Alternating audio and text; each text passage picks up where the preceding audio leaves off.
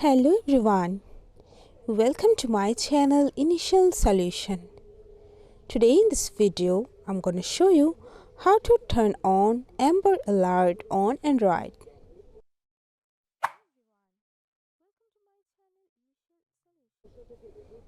For this, go for your settings first.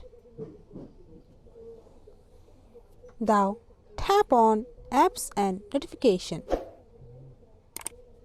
Scroll down, go for Wireless Emergency Alerts.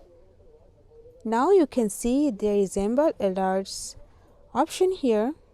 Just simply turn on this slider and now you can turn on this Amber Alerts.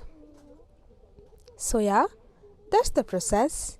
This is how you can turn on Amber Alerts. Hope this video helped you guys. If it did, then please like, comment and share. Subscribe to our channel and don't forget to hit the bell icon for more videos.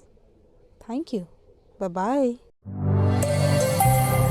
This video is sponsored by Zerosoft. Zerosoft offers graphic design, UI UX design, digital marketing and web development.